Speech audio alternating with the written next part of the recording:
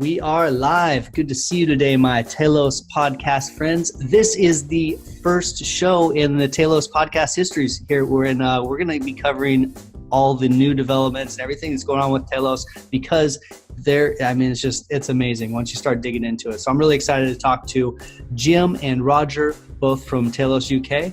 And welcome to the show, Jim and Roger. Go ahead and introduce yourselves.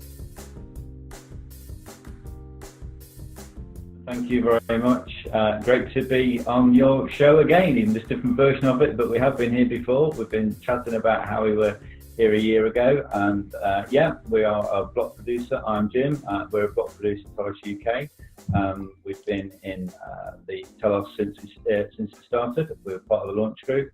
I was the chair of the launch group committee. Having many conversations over Zoom, getting all the BPs together to get the chain launched, and then I continued as the first president of the Telos Foundation. That's now been handed over to a younger, more fresh-faced Suvi, who is now taking up the cudgels with the Telos Foundation, which I'm sure we can discuss further. So that's a brief intro to me. So, Ros, do you want to give your little intro? Hello. That was little, wasn't it?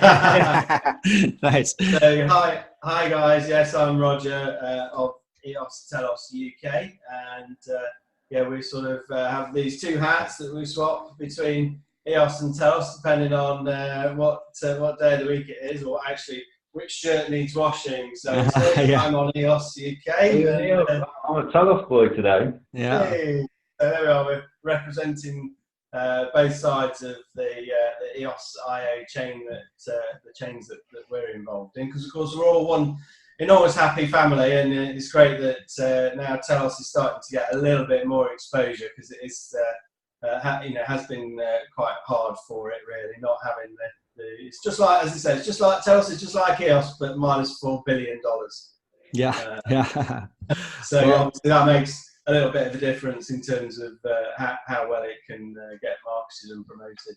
Of course, there are some other significant differences between the two, but one of the really exciting things at the moment, I've just been playing with some Acorn tokens and blockchain reports.co.uk, which is a prototype website that we're mucking about with at the moment. So that's top of mind for me, is the most exciting thing. And I don't know if you know, but in the UK at the moment, Jim will back me up on this because he's my political correspondent. There's anything that Roger gets wrong here, I'll jump in, because I'll keep. I've briefed him, but let's see how he does.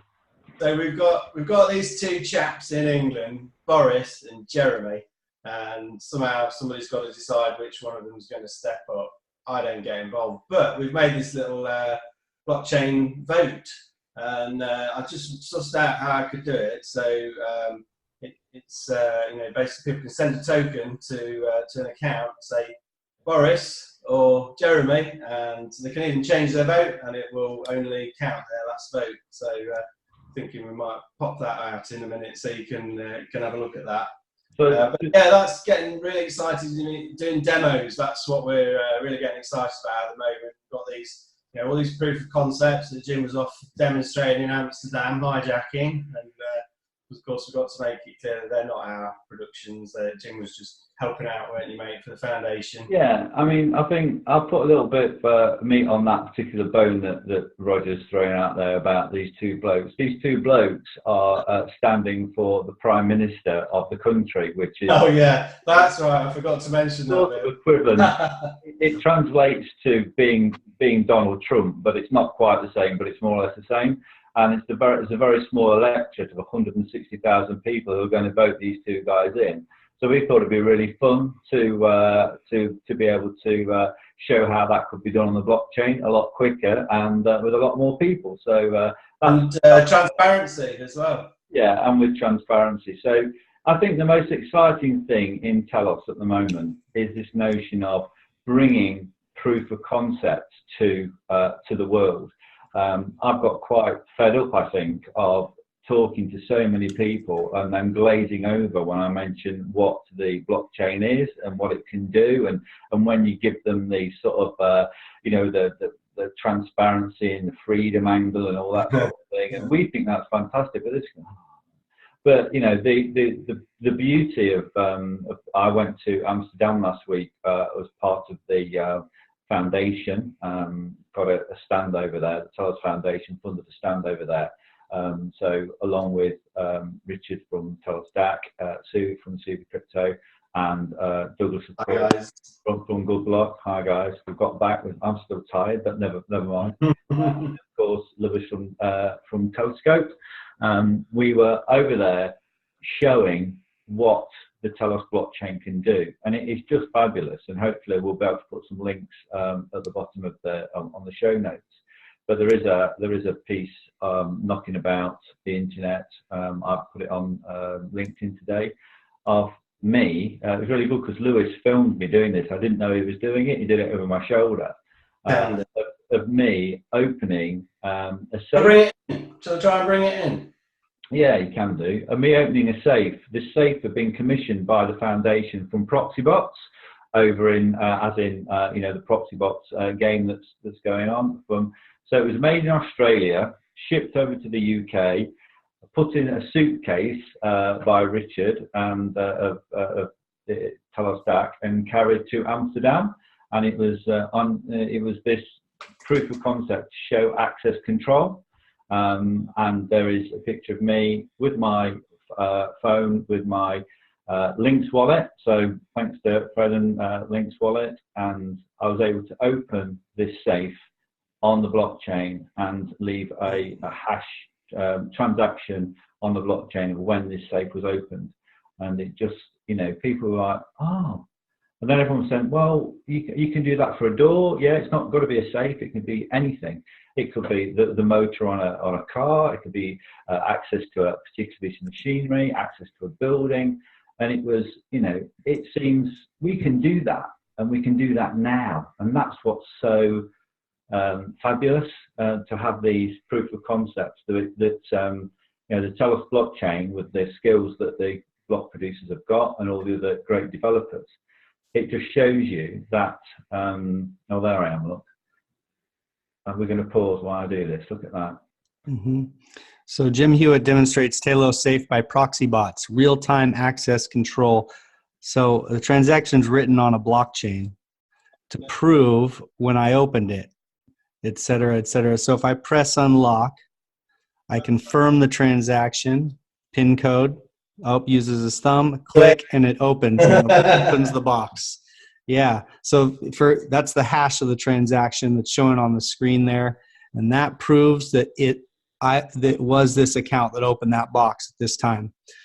Okay. So a use case for real time for blockchain transactions. Imagine you were the owner of this. You could allow me access at certain times. You can permission this for people. It gives you good access control to things that are lockable. Okay, cool. So yeah, that's just explaining for anyone who's listening on the podcast version, didn't have the video, but that video is available at telosuk.io/safe/. But yeah, that what an application though, to think about anything that has a lock on it, doors, cars, or anything that needs to be turned on can be permissioned access during certain times, and then trackable who actually opened or started or used that item. It is, I mean, seems like such a small use case because it's just showing a safe, but the implications are pretty big there, aren't they? Yeah.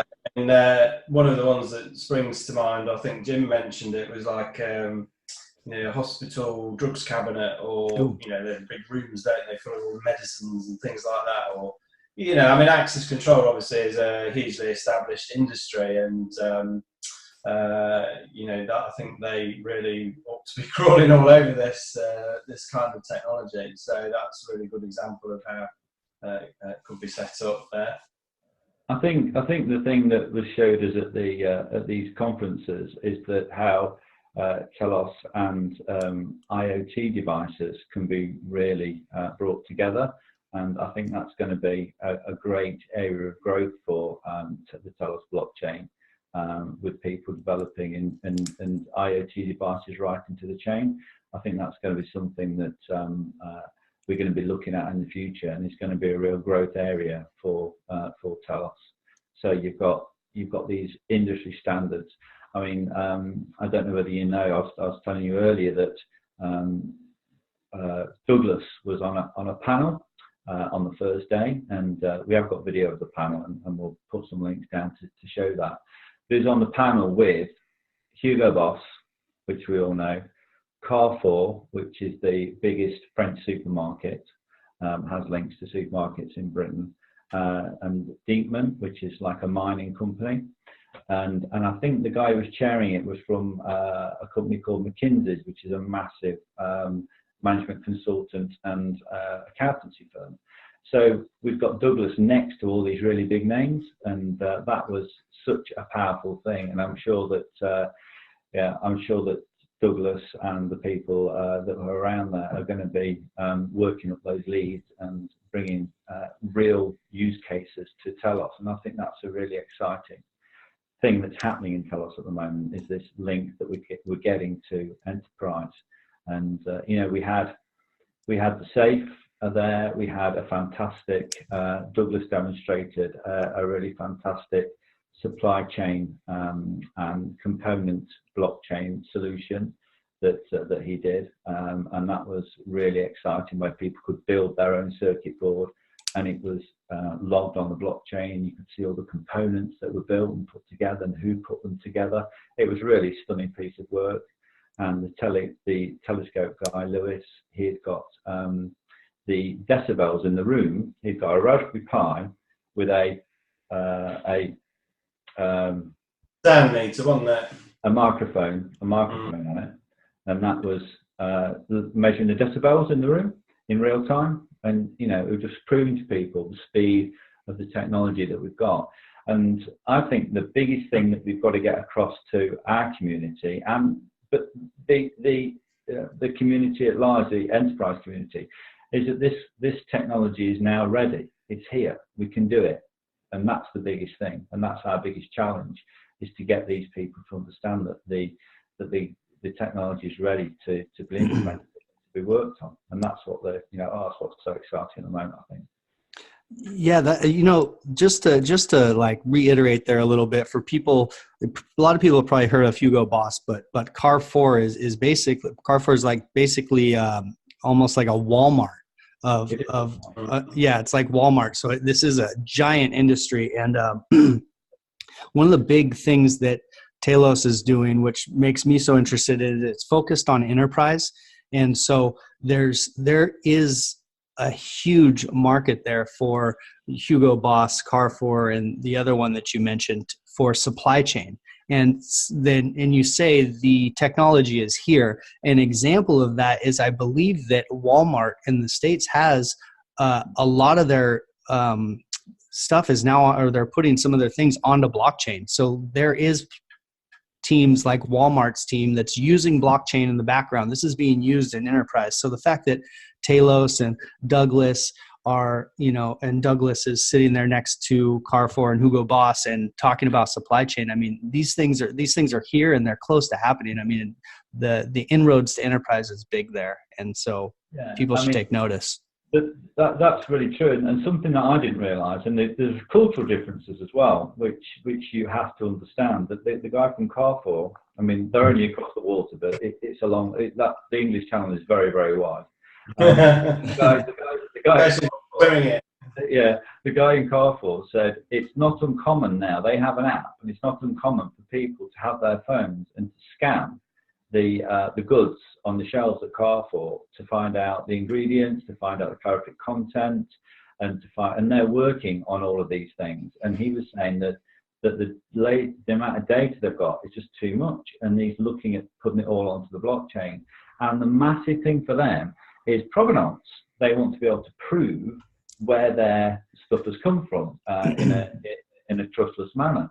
And he was really into this notion of provenance, and it was a really exciting. I think it was a really exciting look at what's going on, just simply for us across the channel. And these people are it's not something that they're thinking about. They have got teams working on, and the Hugo Boss guy, of course, what they want to do, and he was quite open about this, and he said they're working with universities, etc., is to be able to track the cotton from the field all the way to the shop through the entire process.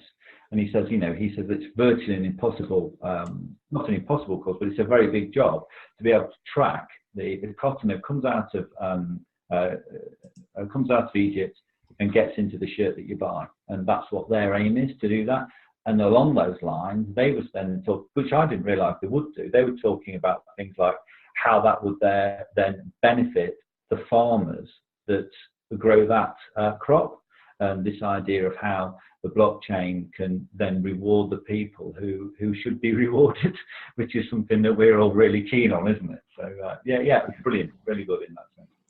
And didn't you mention that Telescope has some supply chain or some provenance applications currently, or something they're doing? Yeah, that's the cider one, isn't it? Yeah, that is a really. I'm really hoping that Lewis and the Telescope guys showed me this, and they've said they've just got it ready for the show, but they haven't launched it yet, and they've got to wait until they get permission from the cider growers to bring it online. But I can explain it. There is a regulation or a certification of a certain region in Spain that's got a certain type of apple, which creates a premium cider, a premium drink, and you pay more for it than you would an ordinary, run-of-the-mill. It's like like a Budweiser, but a really posh one.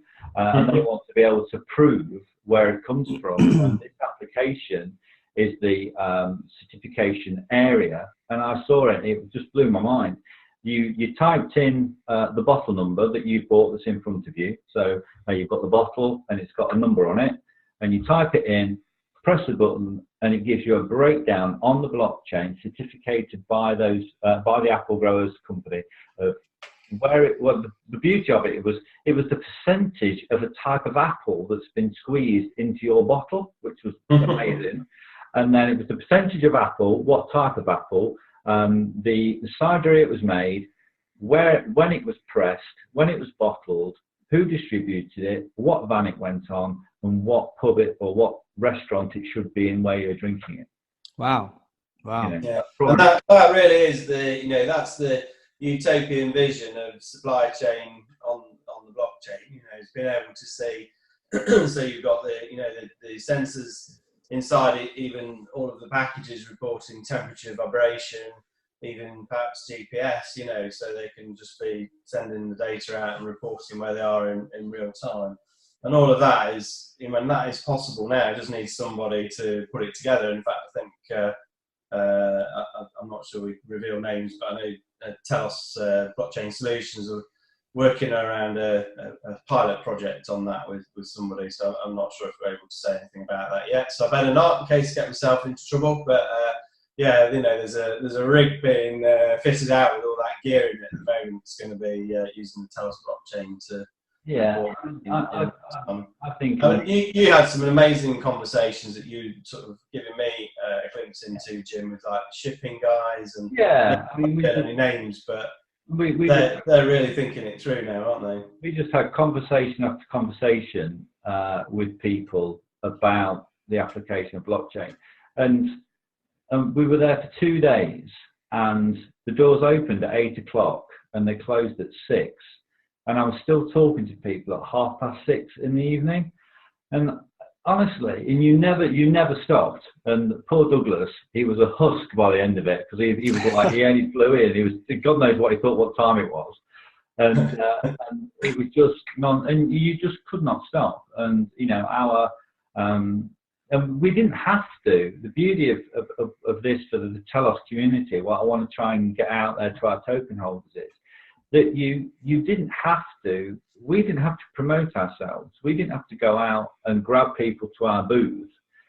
People came to us, and people were coming to us, and there were, as people walked by, you just said, "Oh, hi," and they were in, and then they were asking you questions, and they were asking about it, and it was a definite step up from we were at London 2 months ago, and it was even a step up from there. Really?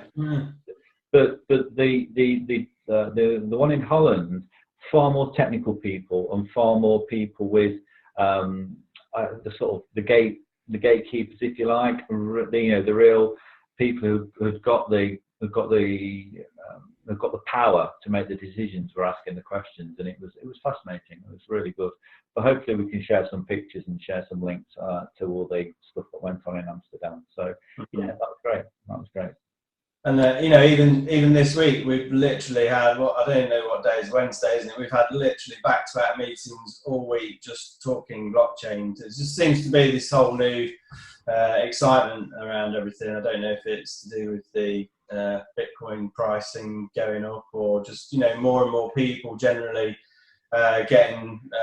hearing Bitcoin and blockchain ultimately when they start looking into it. But it's still such a small fraction of people that have even heard of Bitcoin or blockchain, before you even start getting into EOS IO, Telos, and all of that. So, but it's a really exciting time at the moment. Things are really happening well.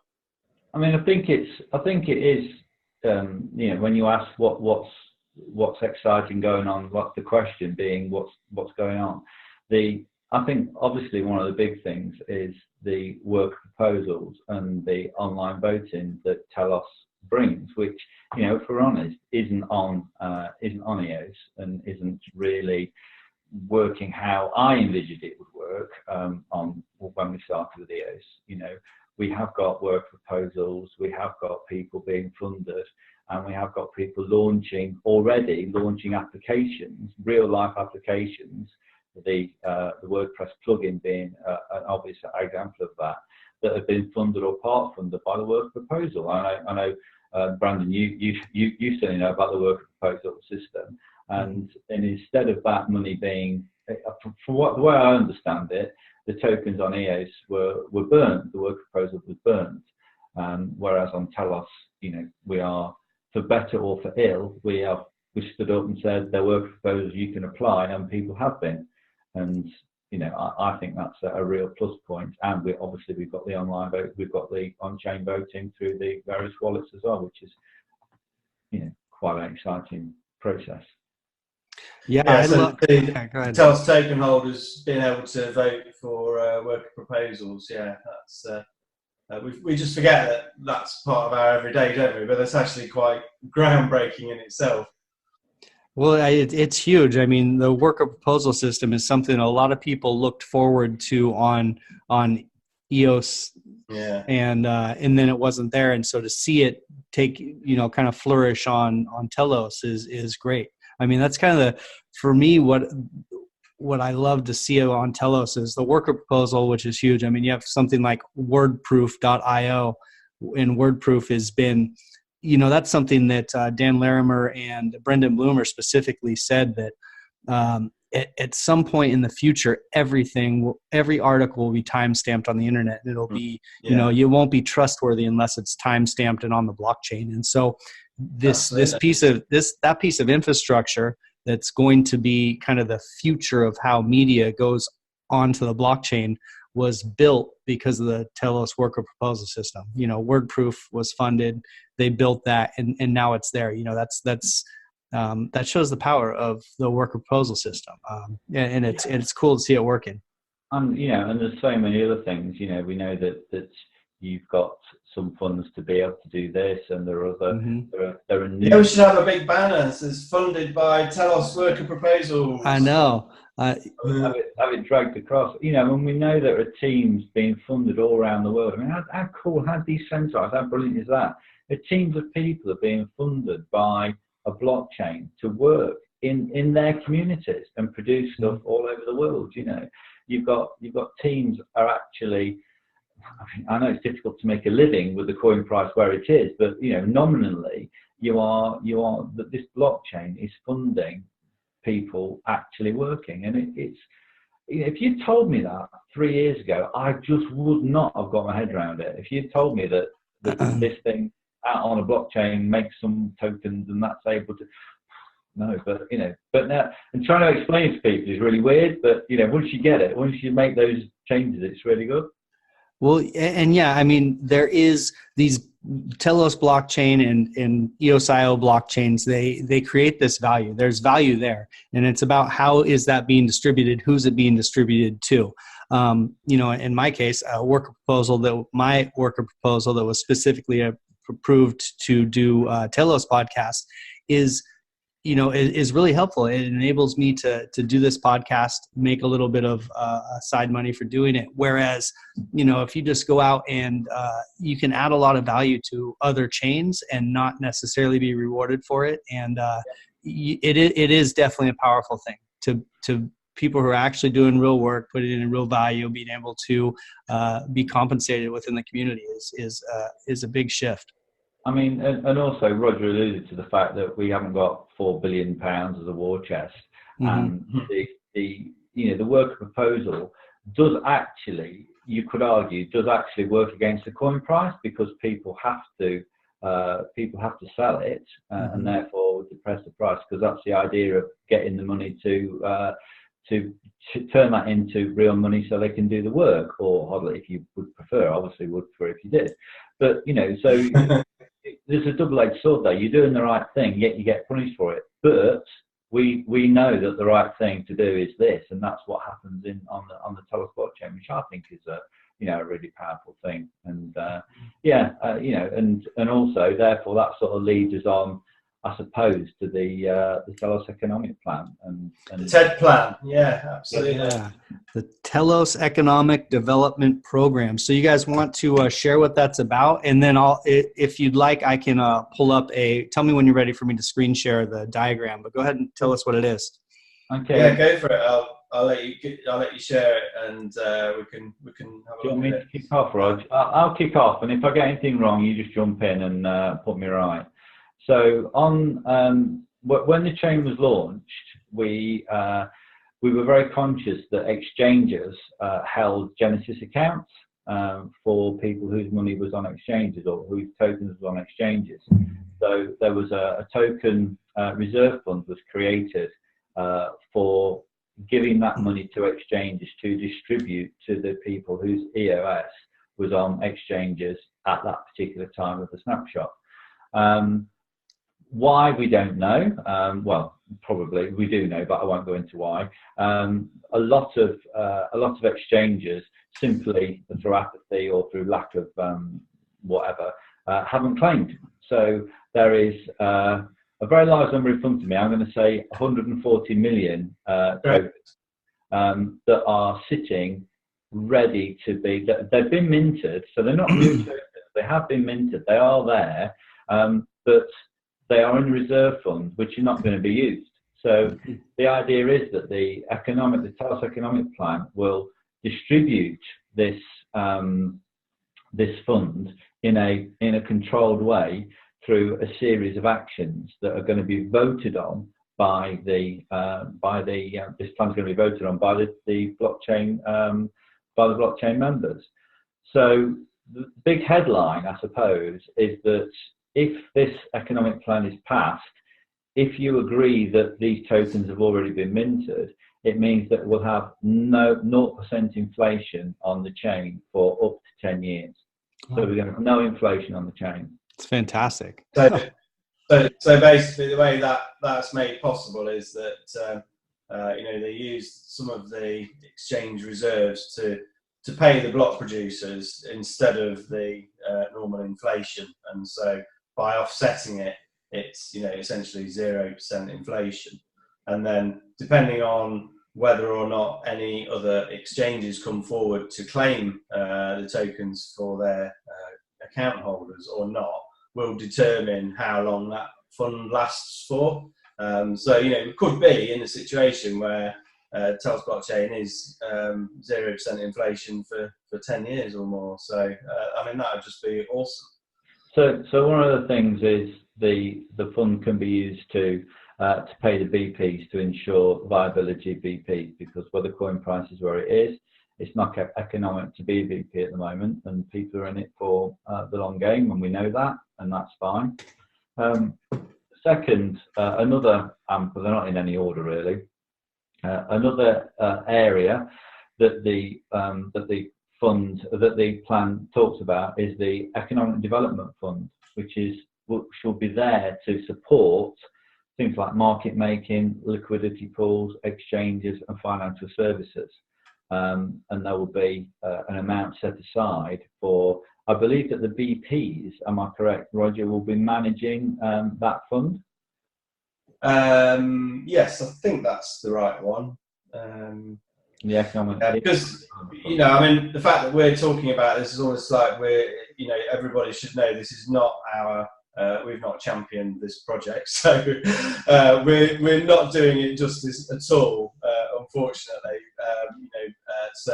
But we'll obviously try and give you as much information as we can. But please do check everything that we tell you, because we could be wrong. We'll put the links to the Medium articles underneath, and yeah, I'm sure we'll do that. And then there is a grant for $1 million Telos a month to go to the Telos Foundation, which will mean that the foundation can put itself on a more professional footing.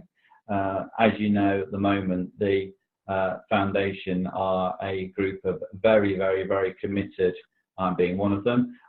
People who volunteers, volunteers from the community who are voted into that position, and it will give the foundation an economic stability to be able to move forward, to hire people to do a really, really good job. I mean, we're doing a good job anyway, but to do an even better job, and that's something that Suvi, the new president of the foundation, will be championing and bringing things forward with that. So there's going to be lots of exciting things coming out of there's lots of exciting things coming out of the foundation anyway, but even more so. And then, I think I not quite grasped until we were talking about it earlier today that the original vision was that the Telos Foundation board members would be like an oversight committee, and that there would be a CEO and staff who would actually be doing the administrative tasks and things. And actually, of course, what's happened is that the foundation members have just done all of that themselves and taken it on board. And it's not until recently that you've managed to actually get a few Telos for it as well, have you? So you've all been doing it completely voluntarily up until about 6 or so weeks ago, I think. Right. So, so that'll be really great, because I know you've Suvi's hired somebody now, maybe? Or no one's hired yet, but we're going to be in the process of putting that onto we're looking at how that is going to look in the future, and all those plans will be published by the foundation as they come out. But the idea is to get it on a more professional footing, and as much as that people will be hired to do a proper job, and like full time, really. That's the key thing, isn't it? Because obviously full time, everyone's doing the best they can, but at the end of the day, you've got to keep the lights on somehow. And the board members will have a truly executive role, which will be an overseeing to make sure that the CEO, or whatever it's called at the foundation, actually brings a quality team in and hits all the KPIs that are set. So they'll have a management job rather than an actual sort of donkey work job. So that's another area. And then you've got the Telos work proposals, which is close to all our hearts, which will get additional funding. An extra $1 million Telos a month will go into that particular bucket. And then there'll be another bucket which has got the Telos Rex staking rewards, the great named T-Rex, which is wonderful, isn't it? Yeah. And this is the one that is really exciting, because like Rex on EOS, that anybody who knows EOS Rex has seen that you can stake your tokens and get interest in effect on your stake. And but on EOS, I think the percentage is around about 1% or something, isn't it, annually? So, the APR. And using this plan here, you could actually be looking at 30% Rex returns, and perhaps even higher, because again, depending on how many of the exchanges come forward and claim the tokens, if none of them come forward, then the figures just get quite high, So I won't even say what they are. So 30% is sort of what we hope to be looking at, which would be fantastic. And of course, that would for me anyway, that would counter some of the urge to want to sell all of my tokens if I was just getting them through a worker proposal fund. On the Rex here, it shows that the Telos original snapshots, 50 million Telos, and then the total Genesis accounts. Can you explain that the Telos Rex staking rewards, why it's split up in the Telos original snapshot, Genesis accounts, and token supply? The way that's calculated is based on, it's an example, an illustration based on 80% participation. Okay. So again, it's based on figures that we won't really know until the exchanges claim and however many token holders then do actually stake their Telos tokens, because the less people that stake, the higher the rewards are per account holder, you see, because it's less people to share it between. And so we won't. So that's what the example is there with different percentages and things, at the participation rate of 80%, and then it's got 3 different examples of the amount of Telos claimed by the exchanges, which then gives the different amounts. So really, we won't know until it actually starts, but it should be really good. That's the point. Yeah, I mean the chance at a 30% Rex ROI is enough incentive for just the opportunity, even if it's half that much or something. The opportunity for a decent ROI is going to get a lot of people to hold on to their tokens and participate a little bit more. So that's cool. Yeah, we hope so. It might prevent people from selling unless they absolutely have to. It's worth a punt, as we might say in England. So again, we've got this plan is there to be voted on. Unlike EOS, we have got this idea that the token holders do have the ability to vote on chain, and I do happen to know that the ratify amend to make this happen is very, very close. That I'm looking at my message from Douglas here, and I'm not going to pretend that I know what I'm talking about. Oh, go on, Jim. I thought you were just rattle it off like you're in proper techie. Yeah. So there's been a lot of work done in the GitHub repo, and Peter Bew, part of the core development team, is working on it along with Douglas, and that there should be the ability to vote coming through very, very soon. Douglas is going to be doing another update in his tutorial on how to vote in Squirrel, so look out for that on the Telegram channels and on Twitter and everywhere, because we'll obviously try and publish that to get people as much information as we can. But if you haven't read any of Douglas's tutorials, I strongly urge you to do so. I think some of them are still on the Telos Foundation website or on Douglas's Good Block website. We'll put some links below, hopefully, as well, Brandon. That would be a good idea. Because if you are new to Telos, working from Douglas's guides is really, really cool. And we'll be able to, voting will be available on Squirrel, obviously, because it's there now, and hopefully change Spectrum Scatter very, very soon. And if I'm correct, which I think I am, it will be the ratify amend to make this what we believe is an excellent economic plan move forward. It will take 29 days, which is the same cycle as the work proposal. So there'll be time for people to vote in that cycle, and then the contract, the smart contract will enact, or however that works, and it will be passed or declined. So it's a matter for the community to decide and to move forward on. So, that's the biggest news, I suppose, in the Telos sphere at the moment. That is big news. And with that voting, I also see that the Telos Foundation board has on-chain elections. Is that here yet? Is that coming in the future? And what's that look like? Okay, so that is there are on-chain elections. For the Telos Foundation board, there are always on-chain elections.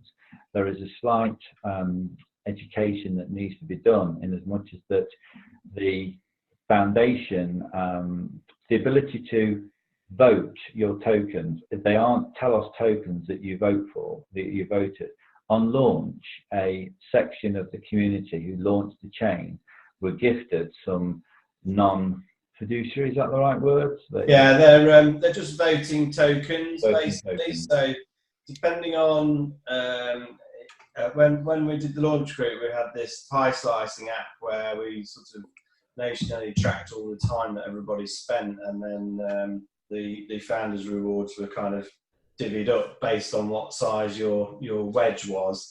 And based on that, there was an allocation of a voting token of between 1 and 5 tokens. So the 5 was the most that anybody ever got. And like, for example, I think I got 3, and maybe you got 2. Yeah, so that was kind of in proportion to our slices, maybe. So, and that was how we were able to vote the initial, the first board. And so what the, pardon? Yeah, carry on. So what the suggestion has been is that then gets expanded out into the wider Telos community to be able to then start voting on future boards. So there is all sorts of clever voting stuff built into Telos over and above what comes, sort of out of the box, if you like, on EOS IO. So the trail voting system is a very clever part of voting on Telos that I think taps into that, and it's also something that app developers can use if they want to enable their app users to be able to vote for stuff as well on the chain. So it's kind of going to be a combination of mixing those things together and seeing if it can be rolled out to the wider Telos community. So yeah, based on that one, the changing of the way the board is voted has not been a high priority because we've had other things to do. But I think it's something that if or when hopefully the economic plan is put forward, it's something that will be changed, because all these things are open for change and open for vote. That's why we've got ratifying men, so that's why we can do it. Yeah, and the point was that we could get the chain launched. I say we, I really ought to say they, because it's not like I was doing that going, oh yeah, but we're proud to be able to say we're part of the launch team. But yeah, so I can't remember why I was going to say that now. But we're going to change it, yeah. Well, it's on the drawing board, huh? Yeah, well, yeah. So these things evolve, and everything will evolve around it. Mm-hmm.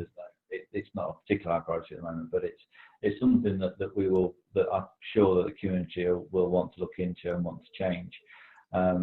You talk about you talked about the work proposal granting money. Of course, the foundation, there are foundation grants available, which if you go onto the foundation website, there's an application process to have a foundation grant, and there are also people who are trying to acquire. There's funding for DApps. There's also the Good Block grants as well.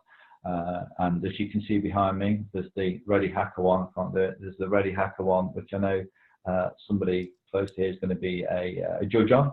That's me. Well, thank goodness for that. I'm glad it's not me, and it didn't tell me that one either. So that's all. These are all exciting things that are going to hopefully push Telos into the more mainstream of EOS, and I think EOS IO. I think that's really important, and then all the work that the foundation is doing with the enterprise is pushing in that area. So there's 2 prongs, there's 2 attacks, which I think is really quite useful. People like yourself, Brandon, can be really working to help push your ideas and your understanding of Telos, and try and promote that within the community at large with EOS, and like you say, try and bring the 2 a bit close together, so the 2 communities have got a really close understanding of what's going on either chain, because it's we're here to benefit everybody, aren't we? Yeah, exactly. And EOS IO is we've got to step out and present a united front front to the rest of the world, you know, and that, I think that's really important because it's such a transformational technology. I mean, the things that we can all be doing with blockchain, it's just so early in the space, Jim, as Jim's catchphrase. And well, we had a meeting with marketing lady this morning, hi Ronnie, and you know, she was sort of saying like, "Oh, you sound like you're talking about 2 years ahead of everybody else, you know, in terms of what we want to try and market and things. We've got this gap of about 2 years where everybody else," she's saying, "needs to catch us up." You know, so perhaps we could slow down a little bit and just focus on getting some things on the blockchain. Like voting, wouldn't that be amazing? Blockchain voting, global. That'll be huge. Oh, and you touched on, in the beginning, you touched on voting on chain for an election. Can you repeat what that election was? I kind of missed who was being elected and where the vote was being. Yeah, Jim, you should take okay.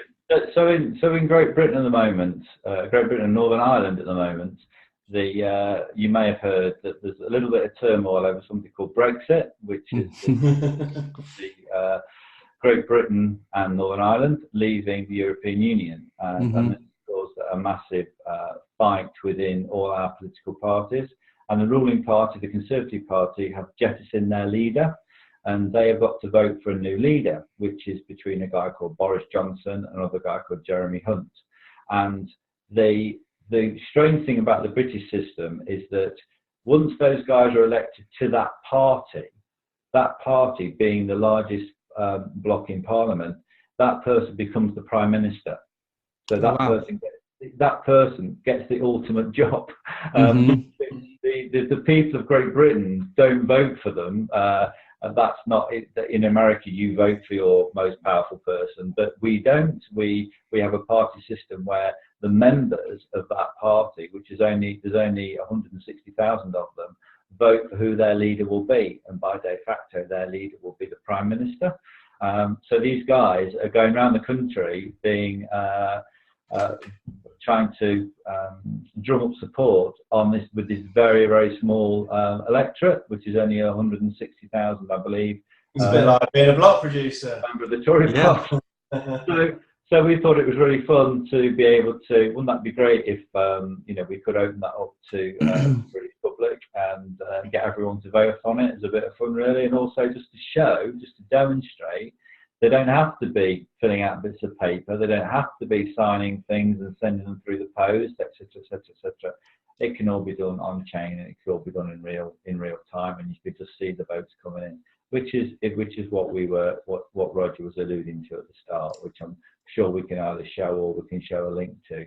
But I think that it's, and I know a lot of the block producers have got ideas about how we can bring this. To me, this is one of the most exciting things about blockchain, to bring voting for elections online, on chain. Sorry, I just remember seeing pictures of the Nigerian election a few months ago. They cancelled it the first weekend. Everyone had to go back to their own area to vote. So they all were standing in line. Like your hometown, you have to trek to your hometown, don't you? Your hometown to vote. They're all standing in line, and the papers didn't come through, so they cancelled it that weekend. So they had to come back the weekend after, and everyone stood in line. And you watch them on the news, and they're all waiting in line, all checking the smartphones, just waiting in line, checking the smartphones. Why don't they just vote on it? You just vote on your smartphone, and that would if nobody has to walk anywhere. It's all verified. It's all on chain, and wouldn't that be fantastic? And no government could corrupt it. No government could send death squads in to shoot people or whatever. But have intimidation around polling stations. You wouldn't have to. It's just all there, online, trustless, and verifiable. I just think that's we need to get that to happen. I think that's a really powerful. I mean, obviously, it's a lot easier to say than do, because of course, when you start getting into these things, then the identity and uniqueness problem rears its sort of ugly head, which of course is not a new blockchain problem. It's an age-old problem. How do you prove that somebody is unique? How do you make sure they're not voting more than once? How do you, then make sure that by requiring them to use identification, you're not then excluding people, because of course not everybody does have ID, or government issued ID and that kind of thing. So there are all sorts of problems, and we've actually been sort of exploring these quite a lot with the Acorns program. It's perhaps a nice opportunity to mention it, www.acorns.fun. And this is a custom token that runs on the Telos blockchain to really demonstrate as well how anybody could create their own token. And this one has actually been designed to be like in the style of a universal basic income. So you run the smart contract and it will give you one Acorn token every day. So what we've done is we've used this token, which is free for anybody. Okay, so this is really groundbreaking. Anybody in the world, or everybody in the whole world, can have free daily cryptocurrency that they can then use on a blockchain to do stuff that somebody else may or may not make for free, that shows instant results. And that's massive, and I just can't get my head around how huge that is, and why people aren't just running up and down the streets going, "Oh my God, it's amazing, it's amazing." And so I'm doing it, and I'm running up and down the streets going, "Oh my God, it's amazing." And then people are looking at me going, "What's that got to do?" So. And the thing is, he's actually at time. Which is really scary. He is actually running on down the street doing that. I've seen him. not in such a silly voice. But, well, no, but you don't use a silly voice, but you do that, and you do stop people on the street, and you do demonstrate this thing. We're talking about hashtag boots on the ground. We are. It's not just all sat in an office typing away. We are actually going out to places, as are so many other people in the community. Going to universities, going to meetings, and pushing this new technology as much as we possibly can. And I'll put a shout out to everybody there to really start to motivate your own community. And that we're going to get a network effect here, but we're going to have to do it. Not one wallet at a time, but it feels a bit like that. It does. Yeah. So we need to use opportunities like this, and use opportunities in Telegram, and please make sure you retweet stuff when you see exciting stuff on chain, on Telegram, and just sort of really be part of the movement, the drive to bring this technology forward, because I think that's really important. And you come back to the first thing that Roger said there was, there are certain problems with elections and KYC, but dead people in Britain have been voting for many years. That's people go to graveyards and fill in electoral forms for dead people, and that is quite a common practice. It's hopefully out, but it's really happen. Yeah. And I'm sure the American elections, I'm sure I've seen a film where I think the Al Gore one, where the hanging chads in Georgia were not necessarily all counted fully. So there are problems with the one that we've got. So I think we can improve on it without a doubt.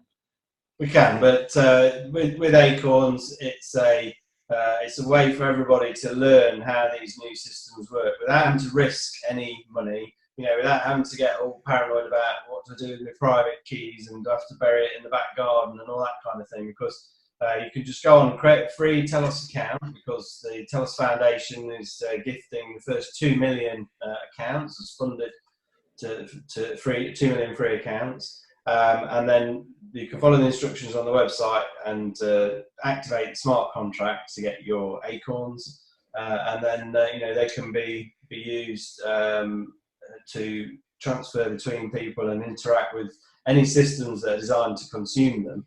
And there's no risk involved, no worry, and we can muck about with voting things, and we could perhaps even have almost like what Jim explained to us, like an exit poll, isn't it, where people could put their vote on in parallel to what they've actually voted, and just get learning how all these systems work, so that when some somebody with much more skills than me does come along and actually makes this thing, everyone's got a bit of an idea how it works instead of it all being new. So yeah, it's a really great tool for that. So please go and join in and get yourself a Squirrel account, which of course is anonymous. You don't have to give any personal information at all.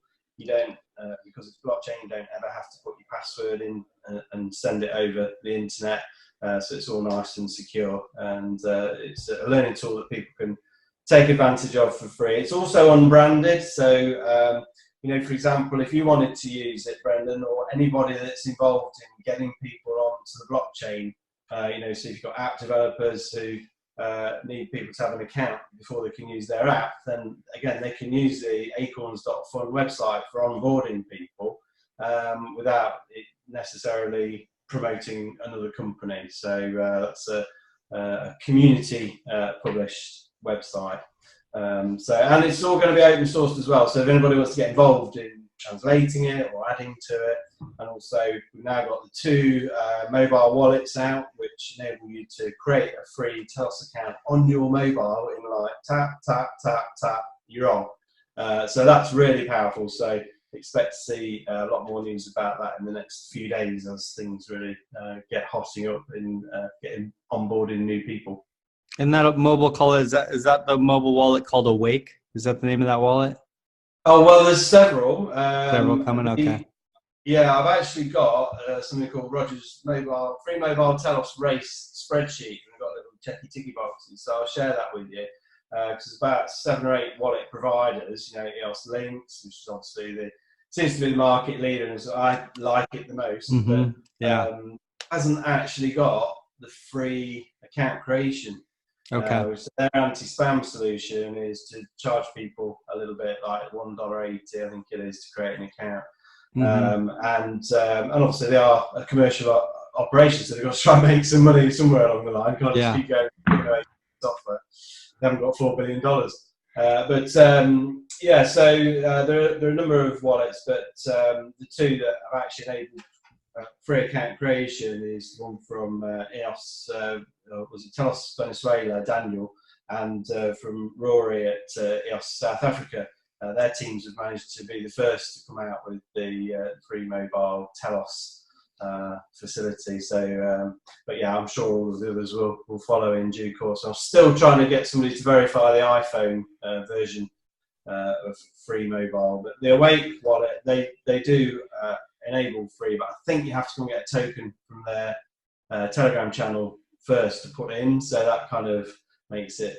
But the Links wallet is really cool because you can have your Squirrel name and it does support Acorn tokens. I was trying to show you that. Oh, great! So you can send and receive Acorn tokens on the Links wallet, which is great from the Links guys. I think they were the first to put that on. And they've been part of the project, so that was really great from them. So yeah, Acorns it's. I mean, I have been trying to onboard my family. Oh, that was better. Yours was better. Yeah, there you go. Yeah, oh, there you go. Acorns. Yep, great. Okay. Yeah.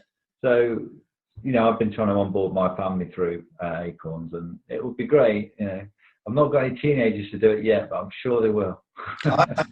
And where do people go again if you need a Squirrel wallet to enable the Acorns one?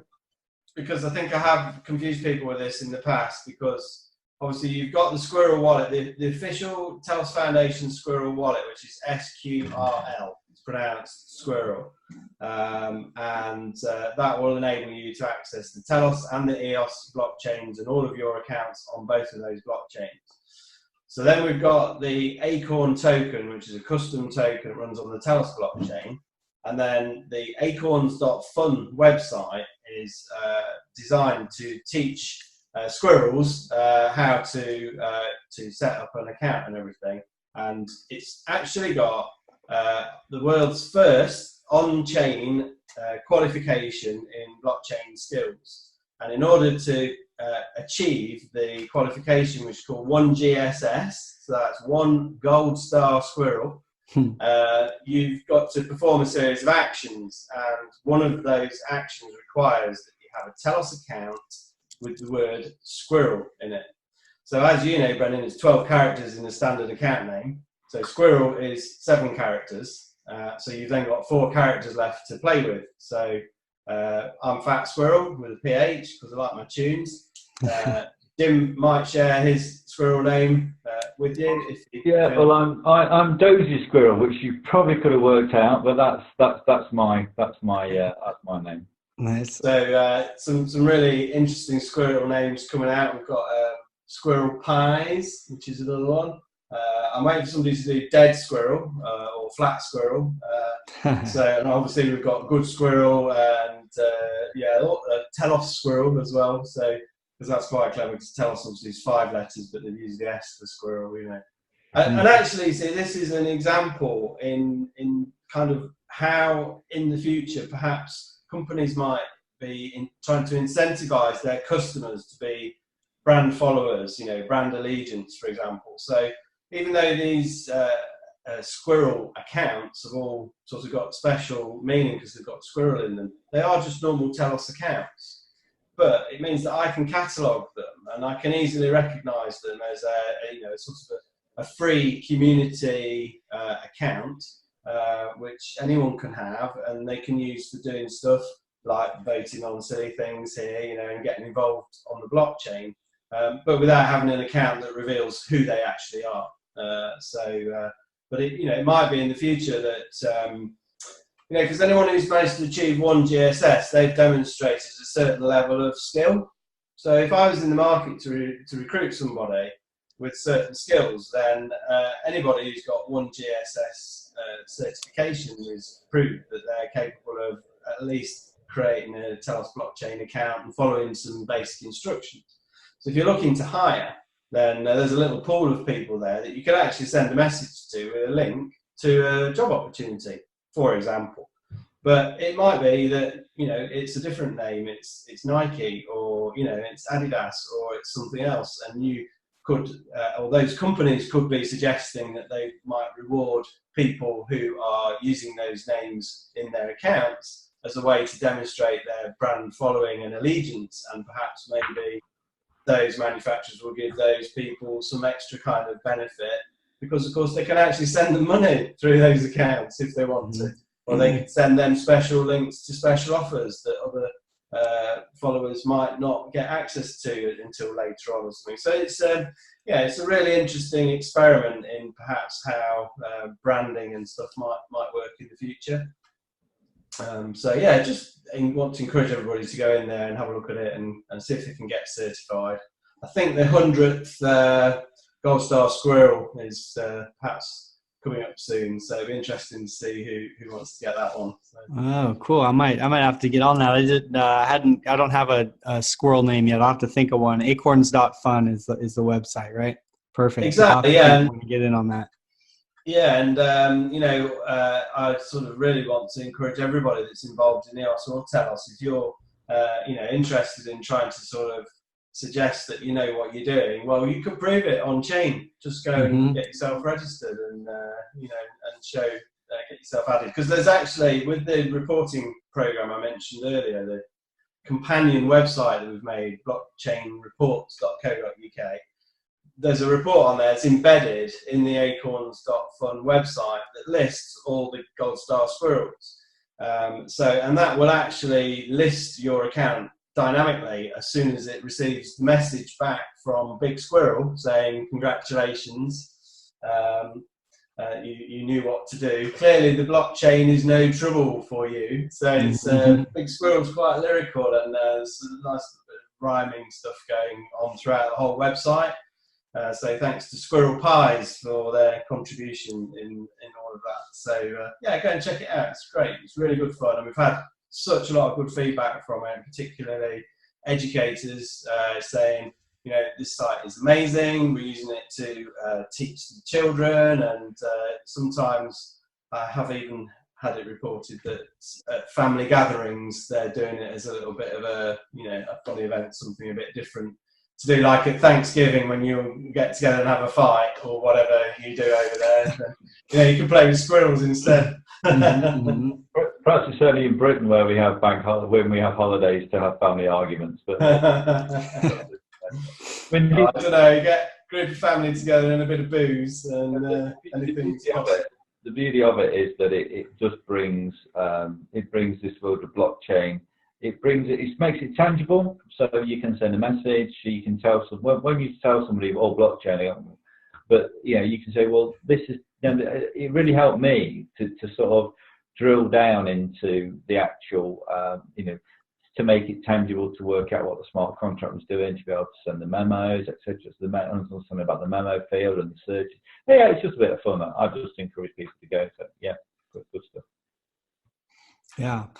The opportunity for branding there, I'd never even considered that, but the getting names that match up so that you can easily find them. What a cool idea. So and it's something that came to me through a campaign that a company did in England a few years ago. I heard that if you changed the name of your house, you can have in England where most houses have numbers, but some of them have names. And so like if you change the name of your house to Talk, it's the name of a telecoms company in England. You change the name to Talk House. They'd pay you like £3,000 if you wrote to all your address book and said, "Oh, I've changed my address," And I thought, no way. That's a good idea, and you could kind of do something like that. But if you think about the billions and billions of dollars that get spent every year in advertising revenue, and if perhaps some of that was redirected into, rewards, if you like, going directly to followers of brands and users of specific products. Again, it's like the reward points that you can get maybe at the petrol station or in some supermarkets and things.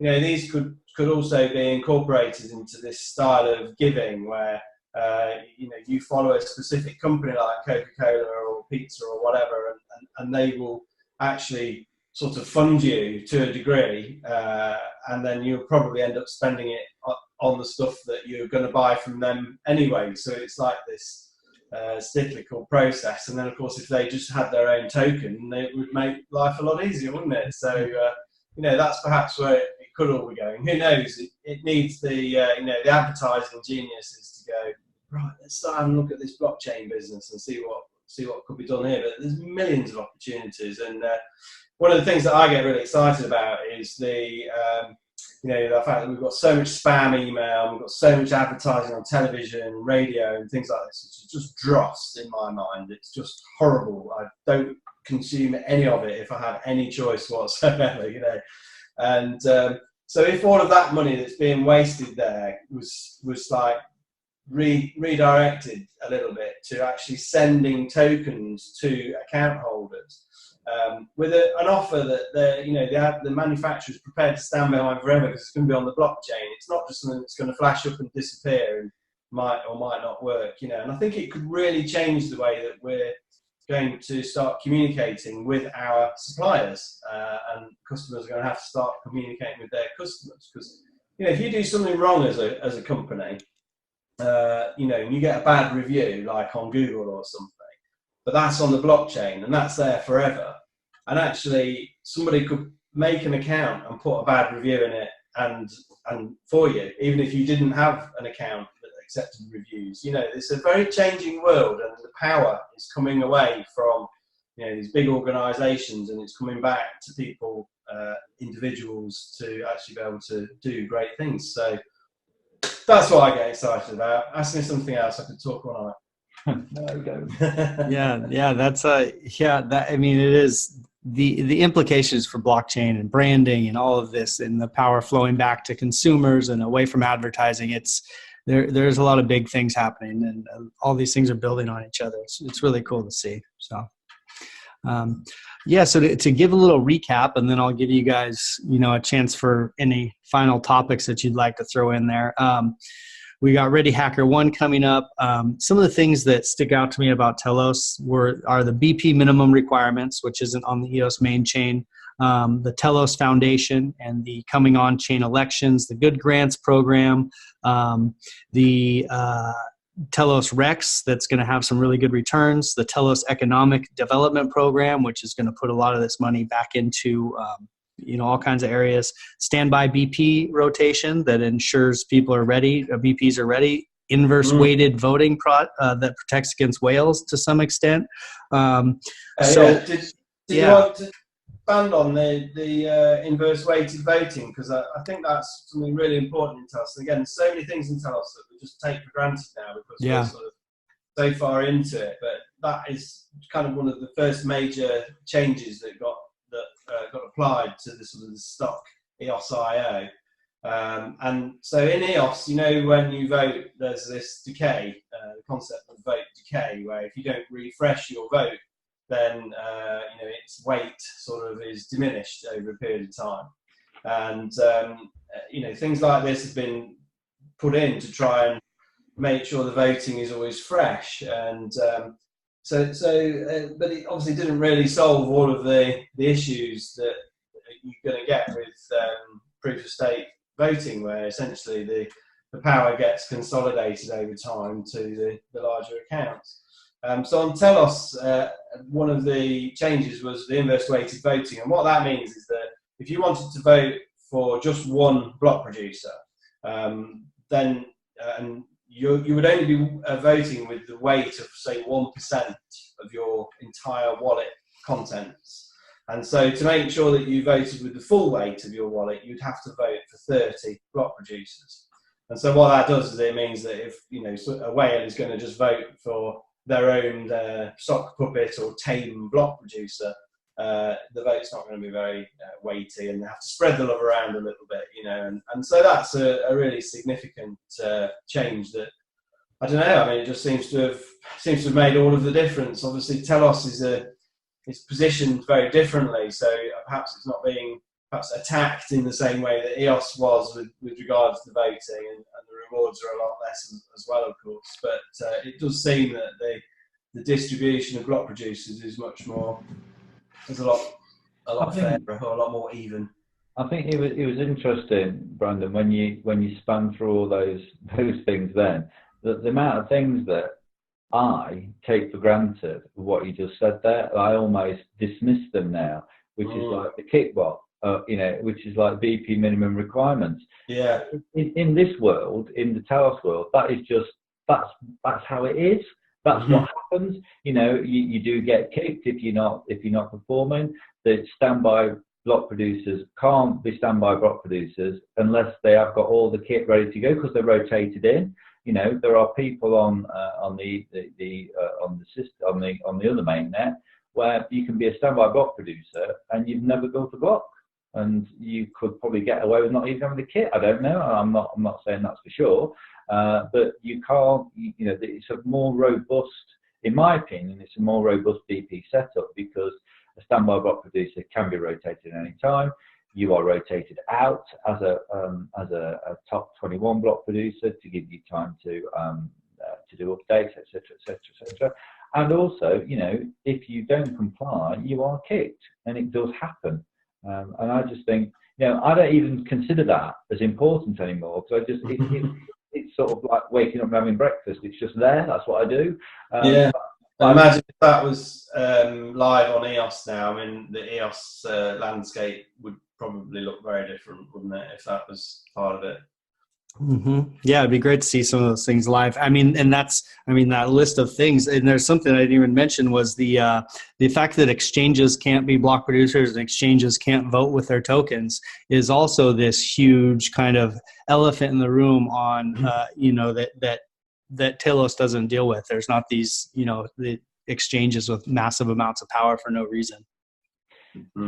Yeah. I mean, again, it's. I mean, you've just mentioned that, and I've forgotten all about that, because that's not my world anymore. And and it's fascinating that yes, that's the case. And also the other key change at the launch of Telos from the launch of EOS was the capping of the whale accounts, which again we don't even really talk about anymore. But any accounts that had more than 40,000 tokens in them were capped at 40,000. So and maybe people had multiple accounts and things, but this is from the Genesis snapshot. So from the opportunity to modify that to be more favourable had long passed, and the Telos structure wasn't known at that point. So that basically helped to keep the playing field a lot sort of leveler at the beginning. And clearly there are token holders now with much more than 40,000 in their account, but they've either earned them or they've bought them. And so that puts them in a slightly different position from whales that had them on EOS. So yeah, I mean that's really important as well. Yeah, sorry, Karen. Well, I mean it's important because the people that have either bought or earned those extra Telos tokens are clearly wanting to be involved in the community. So they're invested people that are every cent. Yeah. Mm-hmm. And there are other things that are strong in Telos is the fact that it is cheaper to deploy any DApp on Telos, and the grants are available, the work proposals are available, like we've touched on. So the whole ecosystem, if you like, is one that's really ready to go and ready to go to market, and people can come on. And we encourage people to come on and build on Telos. It's right for people to take action and move forward and contact the foundation if you want to grant, get on the work proposal, download your Squirrel wallet, do all those things. And if you've not got into the Telos blockchain yet, then join us on Telegram. There's loads going on there, and you'll find it a really supportive community as well. I think that's really I mean, Telos community is ace. It really is. I mean, all the block producers, they are absolutely awesome. So much talent in Telos, it's unbelievable. And just the mindset of everybody is absolutely bob on. They're just like totally open for doing anything to help you get on board and get into it. Nothing's too much trouble. And the way the block producer pay works as well is actually different from EOS. I don't know if you know that, but all the block producers on Telos, the 21 actives, all earn the same. Whereas on EOS, the pay is staged between number 1 and 21. And you can think that's much, and actually the standbys are all paid the same as well, which is exactly half of the actives. But what that does is it creates this environment where everybody's much more communicative and collaborative, if you like, happy to work together, because the competition is not so fierce, if you like. And I think it just makes a really big difference. And the guys in Telos community are awesome. Well, it takes it away from being a zero-sum game, or you don't have to knock someone off for each position necessarily. So it enables a lot more collaboration, and I definitely see that as a block producer on both the EOS blockchain and we have a San Francisco Telos producer too. It's a much more it's easier to work together for sure on Telos because of that. Yeah, I do love the conversations in the Telegram channel as well. But when people start disagreeing with each other, it's done in a very polite and supportive manner. I'm sorry to disagree with you, but I don't agree. And everyone really minds and takes everybody's views into account. And let's be honest, there've been disagreements over the Telos economic plan, and those voices have been raised and they have been taken into account. And we haven't just said, oh well, the 15 block producers can just vote it through, and we haven't just done it. It's not happening like that. It's going to go to a vote, and people are talking about it, and it's discussed. That's the environment that truly decentralized change should be working towards, and that's how that's how we move away from sort of cartelism, which we've got in other places perhaps. And I think that's a real benefit. I'll do it like that. Mm-hmm. Yeah, and one of the grand visions when the main chain and when EOS IO software launched was this idea that there can be multiple chains all approaching the this cutting edge technology from different angles. And I think that for me, to zoom out and remind people, continue to think big picture and see this bigger. there is room for multiple blockchains to have all kinds of interesting angles towards success. And that's why I don't overlook Telos. And that's why I want to get the podcast out there, and even people outside of EOS. Like there's so much going on, and zoom out a little bit. And Telos, the enterprise angle is so big. The working with companies just in the supply chain niche even is enough to be a giant project. So to people who are maybe looking at Telos for the first time, or just starting to dig in for the first time, keep that in mind. There's going to be a lot of different chains and a lot of different chances for success here. So and Telos is doing big things. I'm really excited to be digging into it now, so much more. So yeah, and whilst the focus is on the enterprise end, because we need that, we need, like I say, we've got to keep the lights on somehow. So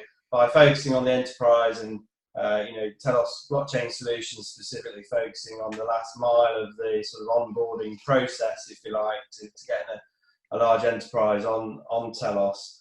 I want to encourage everybody to keep looking at the start of that process of bringing people onto Telos, and using the Acorns and Squirrel idea. Remember that people can use this even if they don't have a home. And so, people who don't have a home actually surprisingly have smartphones a lot, because it actually offers a lifeline to a lot of essential services that are even more important if you haven't got a home. And so, there is actually an opportunity if people can start thinking about it and help me, as I'm trying to do, provide an opportunity for people who need a leg up, who perhaps can't get work or benefits or whatever because they don't have a home and an address and those kinds of facilities. Through Acorns and Telos, we can actually help to enable some of these people to get access to services that we can build on the blockchain, but also business opportunities as well. In England we have something called the Big Issue magazine. I don't know if you've heard of that. I haven't. No, so it's not a charity it's not a handout. They are a charity, but it's not a handout, but it's an opportunity for people who want to work. They actually buy these magazines, and it's a very good read actually. It comes out every 2 weeks, and they buy these magazines, and they are sort of kind of authorised, if you like, to sell them in the street for cash. And they'll work together as a team as well. And they're, have you got any magazines, John? Like this floating stock and that kind of thing. And so we've been trying to work with some of these guys, and perhaps suggesting that we could find a sponsor to pay to onboard new users, and so they could have an opportunity to earn income. But also then, it could be, if we can find some other way as well to perhaps get local businesses to accept Telos, particularly for the services they might be looking to use, like shelter and food and clothing and things like that. And then we can perhaps sort of create another economic system that they can engage with, even though they've got no money per se. And I just think there's a really big opportunity around that. And if we all got together and did something huge with it, obviously it could be a really good thing for Telos, but it could be a really good thing for these people as well, because all over the world we've got this problem. And perhaps it's something that we could work together to help try and the magazine is called The Big Issue because the big issue is homelessness, and it's homeless people who are selling these magazines to get themselves in, because it's not begging, it's paid employment, and it's a way for them to move forward in their lives. And if we can help and support that using the blockchain, what a fantastic thing that is.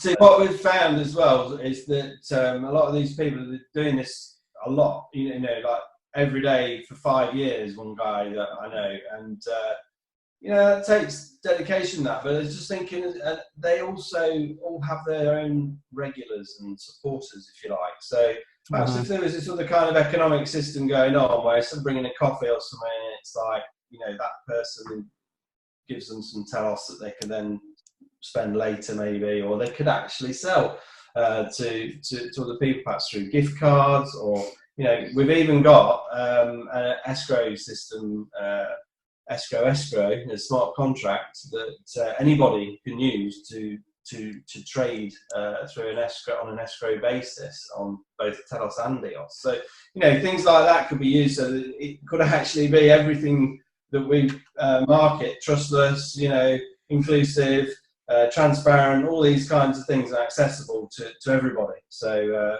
I just wanted to sort of put that out there and see if we can get anyone else to keep thinking along those lines, so that we can all come up with it together.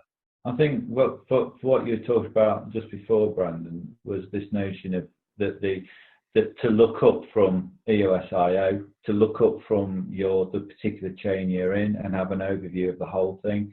At the moment we've got a very small pie, if you like, and that pie is going to grow and grow and grow, and there's room for everybody. No one needs to be fighting over the thumb, Jim. There's going to be more than enough to go around, and there's going to be a huge, huge economic take on this. At the moment, cryptocurrency is that much. The market cap is minute compared to gold, silver, or all those other assets. There's going to be more than enough economic value to go around, and just as you say, there are going to be numerous chains. Dan Larimer has talked a lot about this idea of multi-chains and sister chains and side chains.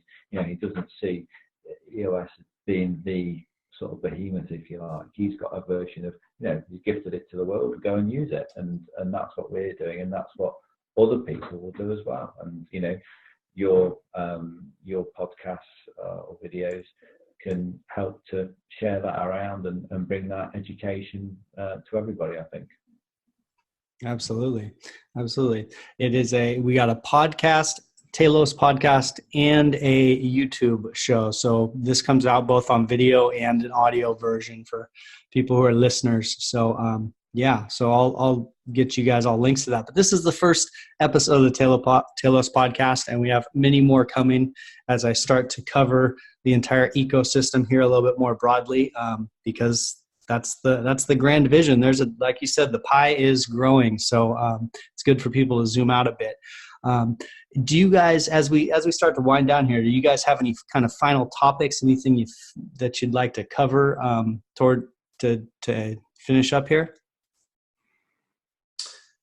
Jim, do you want to say anything? I think everything I want to say has been fully covered, and just sort of go Telos. Yeah, go Telos. So thanks ever such a lot for having us on your first show. We'll be able to add that to our list of firsts. Our previous first, which you mentioned earlier, the WordProof plugin. We actually worked with Sebastian on the beta test program there. So telosuk.io was the very first website to time and date stamp the content using the Telos blockchain.